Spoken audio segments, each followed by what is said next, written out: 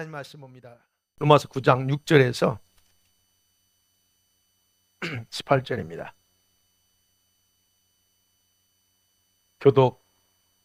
교독하겠습니다. 제가 6절 읽습니다. 그러나 하나님의 말씀이 폐하여진 것 같지 않도다. 이스라엘에게서 난 그들이 다 이스라엘이 아니요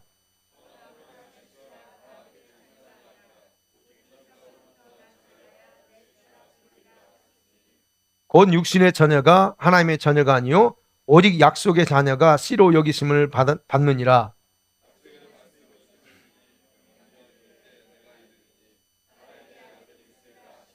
그뿐 아니라 또한 리브가가 우리 조상 이삭 한 사람으로 말미암아 임신하였는데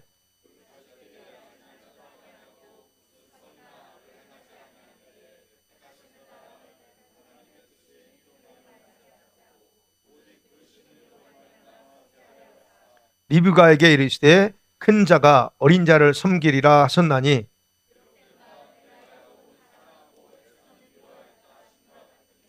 그런즉 우리가 무슨 말을 하리요? 하나님께 불의가 있느냐? 그럴 수 없느니라.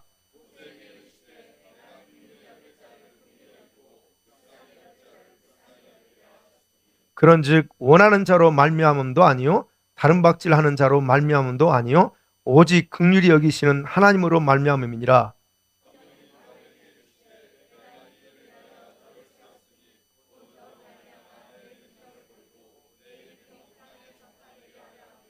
같이 읽습니다. 그런즉 하나님께서 하고자 하시는 자를 긍휼히 여기시고 하고자 하시는 자를 완악하게 하시느니라. 아멘.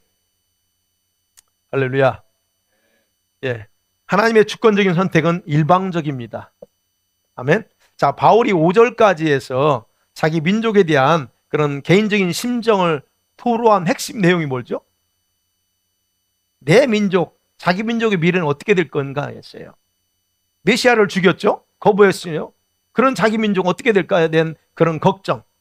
그래서 완전히 버림받아서 더 이상 소망이 없는 걸까라고 하는 것이 바울의 고민이었고 그 핵심이었습니다. 그러면서 그 고민했으니까 고민으로 끝나지 않았습니다. 연구했어요. 그리고 연구하다가 발견합니다. 이 발견한 것은 바리새인들, 그 성경에 능통했던 율법학자들도 발견 못한 것들을 이 바울이 발견합니다. 그래서 그는 이스라엘 미래의 운명, 자기 민족의 미래의 운명은 예수 그리스도의 십자가의 사건 이후에 완전히 달라졌다는 것을 기록하는 거예요. 아, 예수님이 십자가 사건을 통해서 다 달라졌다는 거예요. 그게 바로 6절입니다. 6절에서 말합니다. 하나님의 말씀이 폐하여진 것 같지 않다. 혈통적인 이스라엘이 모두 선택받은 이스라엘이 아니라고 하는 것을 거기서 그가 깨닫습니다. 그러면서 오늘 6절부터 이제 전개해 나가는데 뭐냐면 첫 번째 생각할 게 약속과 선택의 후손만이 하나님의 자녀다 하는 겁니다. 네. 바울이 선택받은 자기 민족의 메시아를 대적하고 죽였어요. 그리고 불신한 그 사실에 대해서 고민했다고 했잖아요. 그래서 이걸 답을 찾아야 그래서 성경적인 대답을 찾기 위해서 그거는 어디서 뭘 찾았을까요? 구약과 씨름한 거예요. 구약 성경. 그들은 구약밖에 없었잖아요. 씨름합니다. 그건 그리고 또 어디서 찾냐면 아브라함의 자손이라 해서 다 구원받는 건 아니라고 하는 것을 발견했다는 거예요. 깨달았다는 거예요. 아브라함의 혈통에서 태어났는데 어떤 사람은 구원받았어요. 그런데 어떤 사람은 버림받았다는 걸 본인이 구약을 보면서 아는 거예요. 그러면서 그 사실을 이삭과 이스마엘의 두 아들의 차이점 속에서 발견해요. 자, 이스라엘의 조상이 누구예요? 아브라함의 자리예요. 그러니까 아브라함부터 들어간 거. 아브라함. 그에게는 이삭이 있었는데 이삭만 있었던 게 아니야. 거기서 발견한 겁니다. 이삭이나 이스마엘은 다 아브라함의 혈통에서 태어났고 정상적인 자손이에요. 아들들입니다. 아들들입니다. 그런데 사실 우리가 아는 이삭은 약속의 아들이고 이스마엘은 아브라함의 개인적인 생각으로 낳은 아들이에요. 그런 아들은 아들이에요. 맞습니다. 그런데 이 두 아들 중에서 하나님의 계획이 누구에게 있었느냐 하는 거예요. 그 하나님의 계획은 이삭이었지 이스마엘이 아니었어요. 왜요? 그 이유는 이삭은 하나님의 목적을 위해서 태어났기 때문에 그래요. 또 하나님께서 직접 아브라함에게 약속했던 그 아들을 이삭을 보냈지 다른 걸 보낸 게 아니기 때문에요.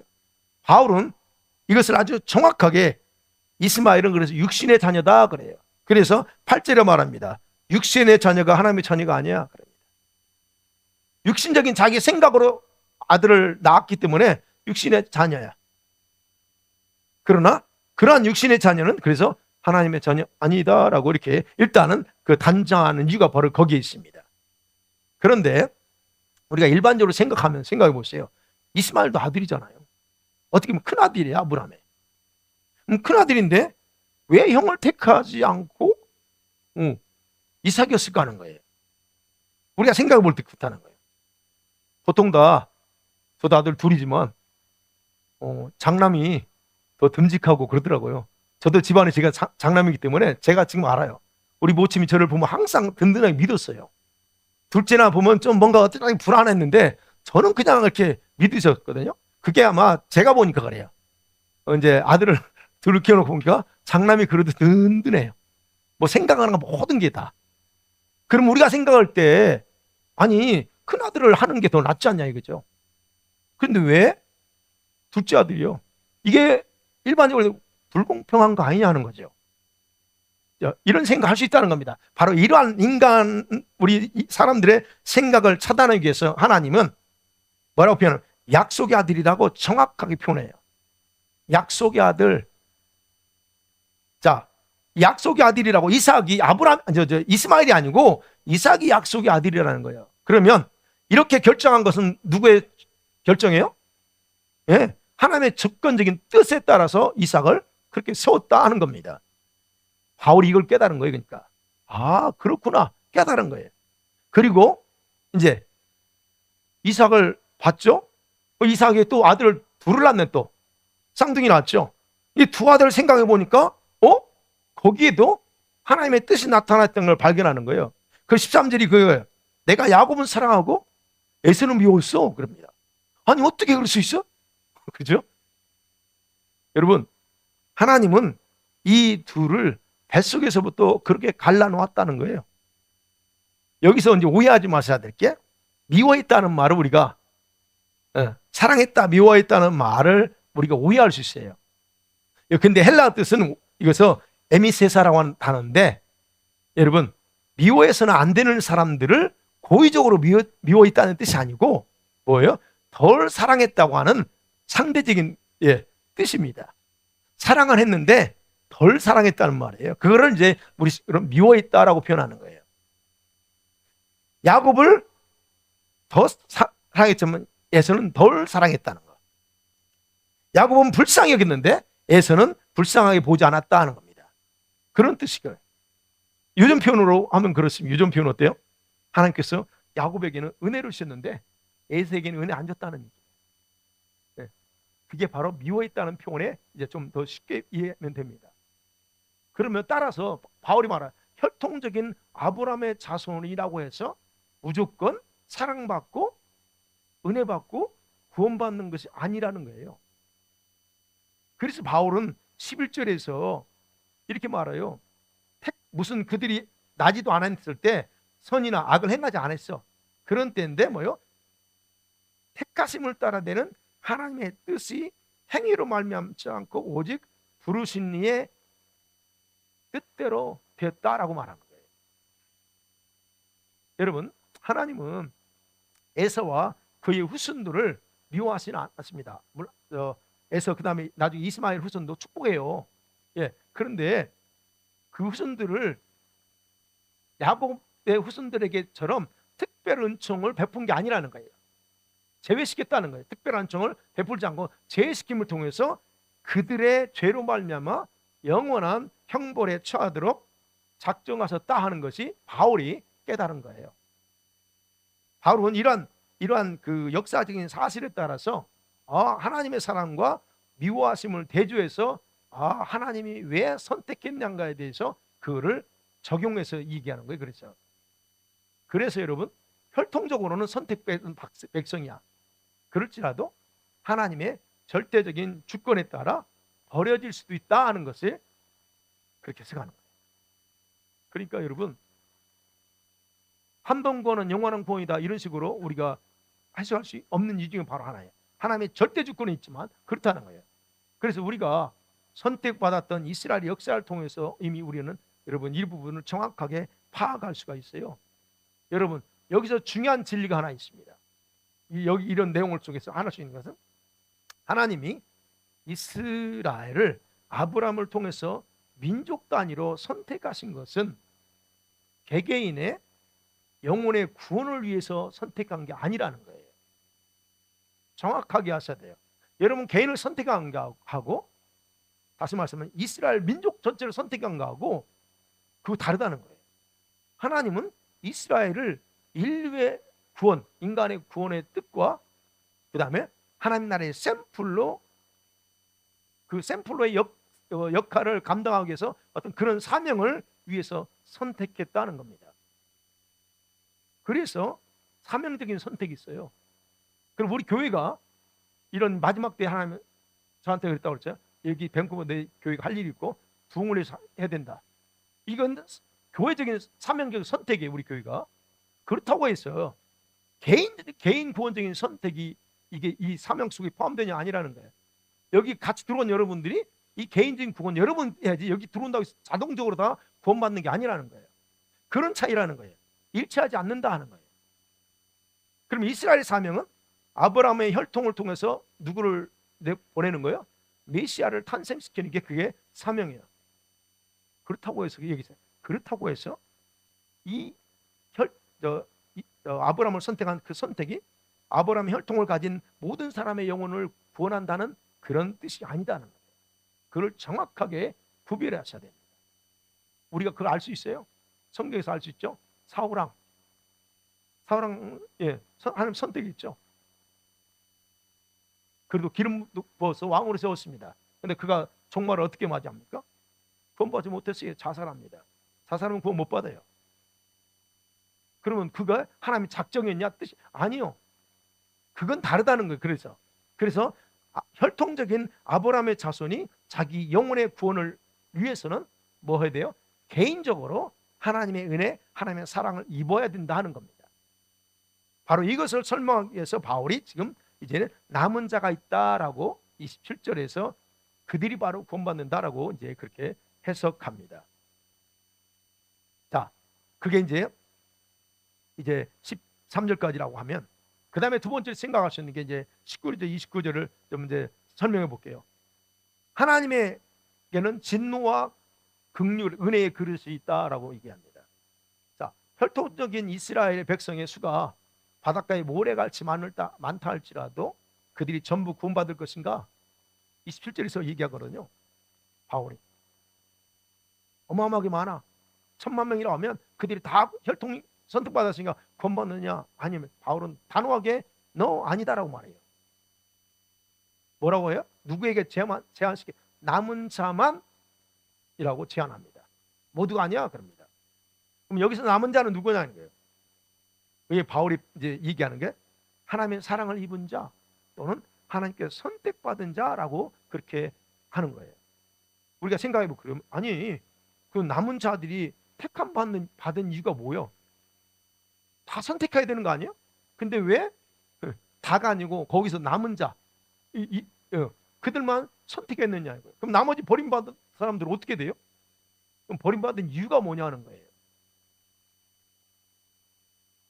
그래서 이거를 바울이 설명하기 위해서 11절에서 바로 이제 에서와 야곱의 관계를 놓고서 이제 설명하는 거예요. 자, 아까도 설명했지만 야곱과 에서 이들 두 사람은 다 태어날 때부터 우리 지금 모태신앙이에요. 아버지가 결혼했는데 20년 동안 애를 못 낳으니까 어떻게 해요? 이삭이 기도합니다. 하나님 아들 주셔야죠. 그런데 쌍둥이가 생겼어. 그래서 기도를 통해서 태어난 아이들이에요. 자, 그런데 이들에게 주어진 하나님의 선택과 버림의 근거가 있어. 한 사람은 선택이 하나님 버렸잖아요. 그 버림은 그건 뭐냐? 하나님의 약속과 긍휼의 근거일 뿐이지 다른 게 없어요.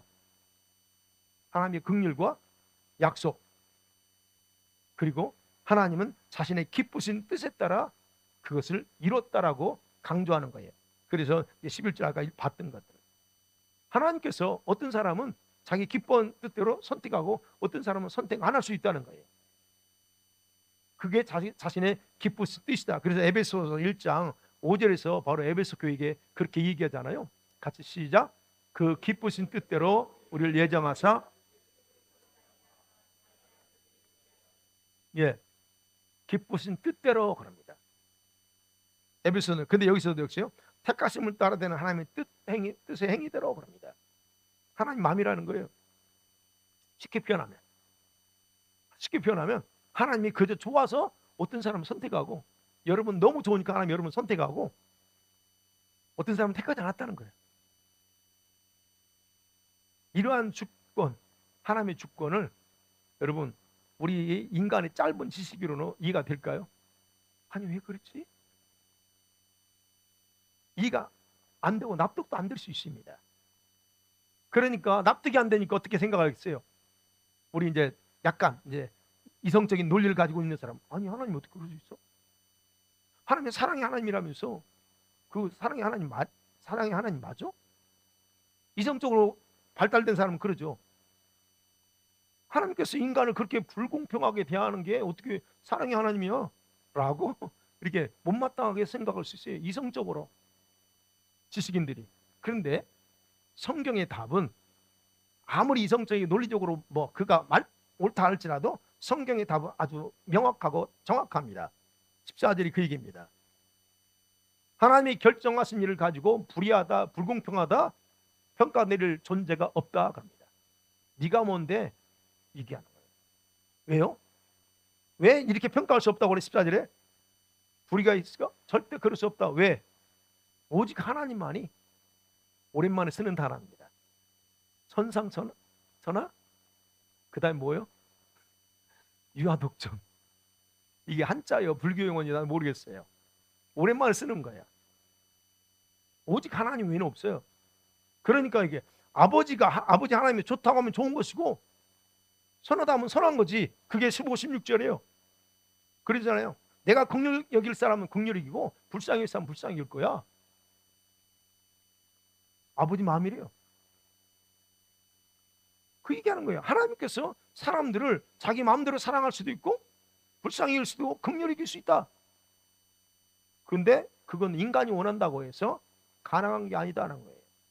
그래서 여기 16절에 보면 원하는 자로 말미암도 아니고 다른 박질하는 자 있죠. 여기 다른 박질한다는 거 열심히 늘어간다는 뜻이에요. 열심히 늘어간다는 게 뭐냐면 하나님께 잘 보이려고, 잘 보여서 선택받으려고 뜻이에요. 잘 보여서 내가 선택받으려고 다름질하는 거, 그걸 얘기하는 거예요. 그래도 상관없다 하는 거예요. 선택에 있어서 하나님은 인간의 조건을 전혀 고려하지 않습니다. 단지 그분이 좋아서 선택하고 좋아서 은혜 베풀어 준다 하는 거예요. 여러분 얼마나 좋습니까? 아, 내가 그런 사람이구나. 하나님이 나를 얼마나 좋아하시는가. 여러분 어떠세요? 모태신앙인들은 모르겠어요. 저같이 모태신앙이 아닌 사람들은, 제가 얘기했잖아요. 저는 우리 집안에 제가 처음 예수 믿었다고. 그러고 나서 이 사명까지 받고 나서 그때 엄청난, 기가 막히더라고요. 우리 가정을 이렇게 지금까지 신앙과 전혀 상관없는 집안인데 그 중에서 저를 제일 먼저 선택하고 가족들을 다 구원시키고 내 가족 중에서 막 죄종도 나오게 하고 막 이게 가만히 생각해 기가 막힌 거라. 이야, 지금 생각하면 우리예요. 이게 오늘 그 얘기하는 거예요. 하나님이 그렇게 하셨어요. 물론 하나님의 계획 속에 있었겠죠. 그렇지만 그런 걸 생각하면 그러니까 주님이 오늘 바울이 그 은혜 베풀 자 은혜 베푸는 거고 내 마음이 하는 거예요. 여러분 하나님께서 그런 의미로 지금 이스라엘 백성 중에서 그래서 선택에 있어서는 하나님은 인간의 조건을 전혀 고려하지 않는다. 그러니까 내 것 가지고 내 마음대로 하는데 무슨 그렇게 말이 많아? 라고 하는 것 똑같아요. 자, 저와 여러분의 몸과 영혼의 주인은 누굽니까? 우리가 다 알죠. 적어도 압니다. 나는 나의 주인은 내가 아니에요. 우리 창조자이신 그분이 우리를 어떻게 다루어도 여러분 탓할 수 없는 피조물에 불과한 게 저와 여러분이잖아요. 그러면 생각해보요. 그렇기 때문에 그것을 안다면 하나님의 뜻에 따라 행하시는 일에 대해서 우리는 조금도 잘못된 것이 아니라는 걸 인정할 수밖에 없어요. 제 집사람한테는 은혜를 막 쏟아주는데 왜 나한테는 안 줘? 그러면 그걸 바라보는 나 입장에서는 지금 서운하죠? 그래도 어쩔 수 없다는 거예요. 그건 하나님의 마음이니까. 그래서 하나님은 우리가 자기 것이기 때문에 자기 마음대로 하는 거예요. 여러분 한 사람 한 사람 다에게 똑같은 걸 주지 않습니다. 각각 다 다르게 줘. 그건 하나님 마음이에요. 바울은 이것을 구체적으로 이해하도록 하기 위해서 바로 왕을 예를 들어서 설명해요. 그게 17절 18절이죠. 바로 왕 어떤 인물입니까? 그죠? 바로는 이스라엘 백성들을 해방시키지 않으려고 몸부림쳐요. 하나님은 야 내 백성 놓아. 근데 바로는 절대 안 넣겠다고 하죠. 10가지 재앙을 다 당하고 나라가 쑥대밭 될 때까지 반항했던 왕이에요. 그리고 결국은 자기도 망하고 나라도 망하고 그러나 결국 이스라엘은 해방됐죠. 자, 이렇게 된 이유가 바로 왕의 강팍한 마음 때문이라고 말합니다. 그런데요, 그 강팍한 마음을 오늘 보면 주님께서 출애굽기 4장 21절에 보면 그의 마음이 강팍하니까 주님 강팍하게 만들었다 그래요. 자, 그러면 그의 마음이 강팍해진 이유가 있어요. 그 뭐냐면 그의 마음의 배후에 하나님이 계셨는데 하나님께서 강팍하도록 내버려뒀다는 거예요. 여러분 여기서 우리가 생각할 거예요. 왜 하나님께서 그렇게 했을까? 그게 중요합니다. 왜 그냥 그렇게 했죠? 왜 강팍한 걸 그대로 내버려뒀죠? 오직 이스라엘의 하나님만이 참 하나님임을 백성들에게 그다음에 바로에게 보여주게 합니다라고 그렇게 가고 있어요. 그러면 하나님은 사람의 마음을 선하게도 하고 그리고 악하게도 만들 수 있다는 즉 다시 말해서 마음의 주인이라는 거예요. 그러면 생각해요. 여기서 오해해야 될 말은요 정확하게 하셔야 돼요. 강팍하겠다는 말 잘 이해하셔야 됩니다. 바로를 강팍하겠다는 거예요. 이거면요 사는 오해예요. 그러면 하나님이 짓궂은 사람처럼 선한 마음을 일부러 비비 꼬아가지고 하나님 말씀 듣지 못하도록 악하게 만들었다는 뜻이 아닙니다. 강팍하게 했다는 그 말은 그냥 그가 원하는 대로 하도록 내버려 뒀다는 뜻이에요. 바로 왕 자체가 마음이 뭐였어요? 완악하고 강팍한 자였어요. 그러니까 그 재앙을 맞이해도 안 돌이키잖아요. 그냥 내버려 뒀다는 얘기야. 그래? 네가 원하는 대로 해. 그런 거예요. 여러분의 마음이 안 바뀌어요?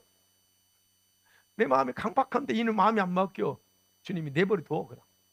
그때 그 마음이 뚝 가는 거예요.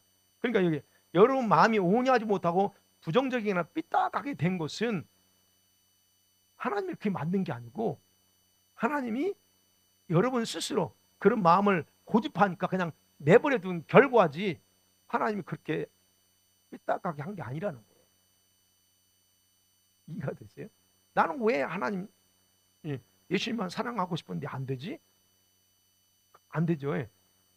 되시는 분 있어요? 잘 안 될 거예요. 몇몇 사람은 빼고. 왜 안 되냐는 거예요. 여러분 우리 인간의 마음이 어때요? 우리 인간의 생각 기본적으로 성경에서 창세기 6장 5절에 우리 인간의 기본적인 마음에 대해서 말하고 있어요. 시작. 여호와께서 사람의 죄악이 세상에 가득함과 그의 마음으로 생각하는 모든 계획이 항상 악할 것임을 보시고 마음으로 생각하는 모든 계획이 다 항상 악밖에 안 나와. 이게 우리 기본적인 인간의 마음이에요. 그러니까 하나님께서 강팍하겠다는 것은 원래 그 마음 그대로 내버려 두면 자연히 우리 마음은 강팍해진다는 거예요. 주님이 저와 여러분 마음 가운데 은혜 안 주며 은혜의 담비를 부어주지 않으면 우리는 어느 순간에 이상하게 바뀔지 몰라요. 감사하게 이 마음을 주님의 마음에 은혜를 부어줬기 때문에 오늘도 오늘 주일이지 예배와야지 내가 그렇게 살면 안 되지라고 다양한 생각들 고백하는 거예요. 이 은혜가 있기 때문에. 그래서 마음을 만져주고 있다. 아, 주님이 나를 마음을 만졌구나. 내가 오늘 예배당 온 것도 그냥 온 게 아니고 주님이 야, 예배 드려야지. 그 마음을 만졌고 움직였기 때문에 왔다는 거. 그렇지 않으면 한순간 우리 완악해지고 고집스러워집니다. 내 마음대로 해. 그리고 하나님 향해서 원망할 수 있다는 거예요. 그런데 마음이 반대로 움직여요. 여러분, 그게 바로 하나님께서 성령을 통해서 마음을 만졌다는 거예요. 자, 바로에게 하나님께서 은혜를 주었다면, 그 마음에 은혜를 줬다면 어땠을 것 같아요? 바로의 마음이 부드러워졌겠지. 그래? 하는 거예요. 그게 바로 여기에서 하나님께서 사용하시는 진노의 그릇이 있고 은혜의 그릇이 있다라고 바울이 이제 19절 쭉 얘기하면서 이제 22절에 얘기하는 거예요. 아, 바울이 거기서 깨달은 거예요.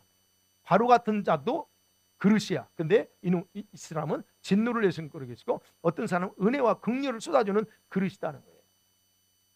그래서 얘기하는 거예요. 여러분, 하나님께서 바로의 그 강팍한 마음에 은혜를 주지 않아서 결국은 그 강팍함을 그대로 이용해서 자신의 능력을 나타내는 진노의 그릇으로 썼다는 겁니다. 그리고 그러면 자기가 그렇게 됐어. 그러면 그럼에도 바로가 문제는 뭐였냐면 그럼에도 불구하고 하나님의 능력을 봤어요. 개구리 재앙도 받고 이 재앙도 봤으면 능력을 봤으면 어떻게 겸손해져야 되는데 겸손해지길 않아. 주님은 원했죠. 겸손해지길 원했죠. 근데 그렇게 하지 않았다는 거예요. 그러니까 그가 진노의 그릇으로 결국은 그렇게 망한 겁니다. 그러면 또 이렇게 생각할 수 있죠. 바울이 얘기하는 거야. 이렇게 바로 입장에서 생각해 보는 거예요. 그거 너무 억울한 거 아니에요? 바울 입장에 생각해봐요. 오늘날 얘기하는 거예요. 오늘날 구원받지 못한 사람은 누구 탓이야 하는 거예요. 어떨까요? 구원받지 못했어요. 하나님께서 사랑하고 선택했으면 구원받았을 거 아니야. 그대로 내버려 두었기 때문에 내가 이 꼴이 되는 것이야. 근데 왜 나를 탓해? 왜 나를 버려? 사랑과 은혜를 받지 못한 것도 억울한데 왜 힘없는 나 인간을 탓해야 되냐 하는 거예요. 아주 그럴듯한 항변이죠. 바울이 대답은 20절과 21절이에요. 야, 어떤 질문하고 어떤 항의를 할지라도 인간에게는 그럴 자격이 없다는 거예요. 뭐라고 궁시렁궁시렁해도 그럴 자격 없어 얘기합니다. 20절, 21절 그거요. 내가 하나님 허물하다고? 하나님의 문제 있다고? 네가 무슨 자격이 있는데 그래요. 쉽게 얘기하면 바울의 말을 좀 이야기. 너 입 조심해. 너 입 조심해라. 너가 그를 알지 못하니까 그런 거야. 토기장이 생각해봐. 20절. 토기장이 21절. 토기장이가 자기 마음대로 만들고 싶은 거 만들지. 그릇에게 물어보고 그릇한테 주인님 내가 어떻게 만들 거냐? 아니라는 거예요. 입 조심해 하는 거예요. 그 똑같다는 얘기입니다. 결국은 피조물은 창조자의 생각과 뜻과 권리를 논할 자격이 없다는 겁니다. 여러분 하나님 원망할 필요가 없는 거예요. 여러분이 어떤 일을 어려운 일을 당하고 불행을 당한 건 여러분이 만든 거지 하나님 안 만든 게 아니에요. 하나님 막아주지 않았다고? 아니, 여러분이 만든 거라고 제가 누누이 강조하죠. 그래놓고 왜 하나님 원망해? 그리고 얘기는 피조물은 네가 말할 자격이 없어 얘기하는 거예요. 그래서 하나님은 자기가 만든 것에 절대적인 주권, 절대적인 자유가 있다 얘기하는 거예요. 바울은. 그래서 그분은 진노를 내릴 수도 있고 긍휼을 내리기로 작정할 수 있다. 그렇기 때문에 바로는 진노의 그릇이 된 것이고 저와 여러분 같은 사람은 불쌍히 여기에 택하신 긍휼의 그릇이다라고 얘기하는 겁니다. 할렐루야. 사랑하는 성도님 말씀 맺어볼게요. 우리들은 혈통적으로 이스라엘이 아닙니다. 이스라엘은 아니지만 아브라함에게 약속했던 모든 열방이 복을 받으리라고 하는 그 약속의 성취에 따라 저와 여러분은 영적인 아브라함의 복을 받았을 뿐입니다. 이 말은 영적인 아브라함의 복이 뭘 의미하냐면 우리가 구원받는 하나님의 자녀가 됐다는 것을 의미하지 여러분이 이스라엘로 대체됐다는 말이 아닙니다. 내가 이스라엘이야. 너 이스라엘 아니에요. 아브라함의 영적인 복은 구원을 얘기하는 거예요. 근데 내가 이스라엘이래. 그 오해할. 그래서 어쨌든 그 하면 안 됩니다. 그래서 우리가 하나님의 약속의 자녀가 아니고, 우린 약속의 자녀 아니에요. 약속의 자녀는 저쪽이지. 뭐 선택받은 자들이에요. 그래서 이방인들은 선택받은 자들이에요. 그래서 이방인들을 바로 바울은 이삭처럼 약속의 자녀 개념에서 야곱에 넘어가서는 어때요? 선택 개념, 선택받은 자라는 개념을 적용하는 이유가 바로 여기 있는 거예요. 그게 그래야 왜요? 하나님의 구원 계획은 유대인만이 아니야. 누구도 포함되어 있어요? 거기에 이방인까지 포함되어 있기 때문에. 그러니까 이방인들은 선택받은 자로 우리 받아들여요. 그러니까 저와 이러면 선택받았다는 약속의 자녀가 아니고. 우리 얼마나 감사합니까? 원래 하나님 우리를 선택하지 않았다면, 우리를 좋아하지 않고 우리를 싫어하셨다면 우리는 어떻게 돼요? 이스라엘 바라보면서 부러워하고 저들은 선택받았고 그러는데 불평하면서 항변하고 있어야 될 자들이 누구요? 우리입니다. 그런데 하나님은 자신의 의지대로 진노의 그릇이 아니라 은혜와 긍휼의 그릇으로 우리를 선택했다는 거예요. 할렐루야. 그래서 우리는 과감하게 하나님의 기쁘신 뜻을 따라 선택받았다. 그리고 동시에 하나님께서 특별히 사랑하고 싶어. 난 너를 보면 사랑하고 싶은 자들이야. 그렇기 때문에 하나님께서 우리를 선택했다는 거 믿으십니까? 믿어주셔야 돼요. 이게 바로 엄청난 은혜고, 이것은 여러분과 저희 어떤 행위를 본 게 아닙니까? 그냥 하나님 십자가의 공로예요. 여러분, 아까도 저 얘기 말씀드렸지만 이게 그냥, 이거는 여러분이 마지막 때를 알고 주님의 신부가 돼야 된다는 이런 거 아는 것 자체도, 이건 여러분 보세요. 이건 선택받았어요. 그 개념을 이해하셔야 돼요. 하나님이 나를, 아니 봐요. 주변에 얼마나 많은 사람들이 있어. 근데 그 개념 몰라요. 지금 아직도 모른다니까요. 모르고 있어. 왜 몰라? 좀 알아. 근데 몰라. 왜 그런 줄 아세요? 이 개념으로 보면 내가 이런 은혜를 받았기 때문에 내가 알 수 있는 거지, 몰라요. 그게 얼마나 감사합니까? 그래서 얘기하는 거, 하나님은 여러분을 너무나 사랑하시고 좋아하십니다. 여러분과 저를 좋아할 때 아무 조건 따지지 않았습니다. 할렐루야. 하나님께서 많은 사람들 중에서 일방적으로, 그때 일방적이에요. 여러분 의지 없었어요. 일방적으로 진노의 그릇이 아니라 은혜와 긍휼의 그릇으로 그냥 나를 택했다는 거. 하나님은 여러분을 선택하신 것을 그래서 절대 후회하지 않습니다. 지금 여러분이 연약하고 힘들고 무너지고 믿음이 없고 이거와 상관없어요. 그분은 그 선택에 있어서는 상관없습니다. 조금 못하니까 주님은 후회하시니 절대 그러지 않습니다. 포기하지 않습니다. 할렐루야. 그래서 그렇기 때문에 여러분과 저에게는, 우리 교회는 하나님의 엄청난 은혜가 넘쳐 흐르고 있습니다. 그거 아셔야 돼요. 그래서 하나님은 왜요? 선택하셨기 때문에 자신의 긍휼을 쏟아주시는 거예요. 제가 그래서 개인적으로는 목사로서 우리 교회에 대한 자부심을 가지고 있는 이유가 그거예요. 저는 알아요. 주님이 저한테 이 교회를 개척하라고 할 때 알려주신 게 있거든요. 그러니까 제가 그랬잖아요. 이걸 할 때까지는 이걸 잡아야 돼. 그래서 밴쿠버 못 떠나. 그랬으니까 주님 계속 쏟아주는 거예요. 물론 우리가 기도도 하지만 그런 어마어마한 그런 축복이 저와 여러분 있습니다. 그래서 현재 여러분 자신과 여러분 가정과 그리고 자녀들, 우리 교회 공동체에 이러저러한 영적인 축복들이 흘러오고 있어요. 아는 분들은 아는 거예요. 요즘 들어오면 잘 모르시겠죠. 그런 복이 흘러오는 겁니다.